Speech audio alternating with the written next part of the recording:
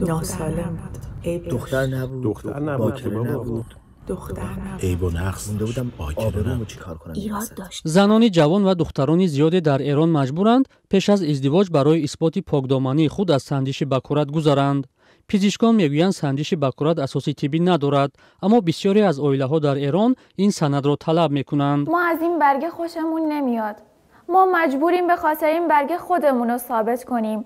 من الان اینجا اومدم نه به خواست خودم، به اصرار خانواده. پرده‌ای به اسم پرده بکارت وجود نداره. این همش افسانه است. در واقع پرده عضوی که ما در رشته پزشکی به زبان انگلیسی به عنوان هایمن بهش اشاره می‌کنیم، بافتیه که از دوران جنینی در دوران جنینی دخترها بین مجاری ادرارشون و مجاری تناسلیشون فرم گرفته و در راه فرم گرفتن از بین میره و باز میشه. تا زمانی که بچه به دنیا میاد این مکان باز شده و دیگه پرده‌ای وجود نداره. واقعا راهش باز هست و همه اینها افسانه‌ایه که متاسفانه به ما گفته شده.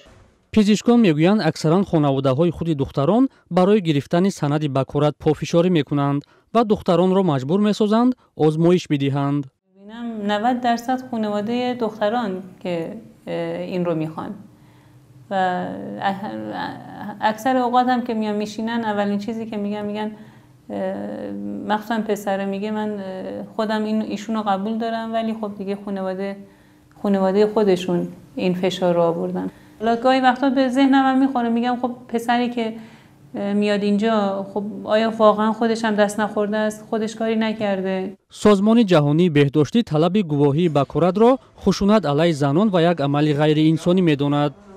سازمان بهداشت جهانی در آخرین گزارش خودش خواهان ممنوع شدن معاینه بکارت در تمام کشورها شده. اونها در این گزارش معاینه بکارت رو فاقد اعتبار پزشکی دونستن و خشونت علیه زنان. اونها بر این باور هستند که این معاینات خلاف شأن و کرامت انسانی هستش. جشن بکارت، دستمالگردانی و چند مراسم دیگر از جمله نمایش رخت خونالود شب توی چون اثبات بکارت دختران هنوز در برخی از منطقه‌های ایران حفظ شده است. همین فشارهای روحی و روانی باعث شد که گروهی از زنان و دختران تلاش میکنند با خرج زیاد آبرو و بکارت خود را برقرار کنند.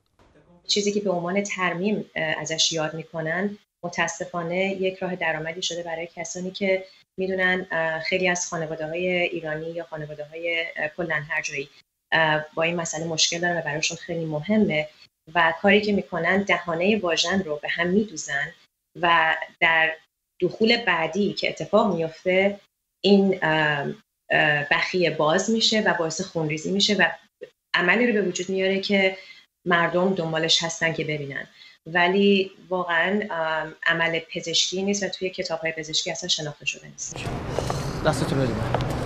آقا منصور دست درد نکنه با این عروس آوردن. به مردم چی بگیم؟ بگیم نه. باکره بودن هنوز هم در بسیاری از گوشه‌های جهان یک موضوع مرگ و زندگی برای دختران باقی میماند. نگذشتن از سنجش بکارت بعضا میتواند برای دختران با فاجعه یا قتل ناموسی بیانجامد.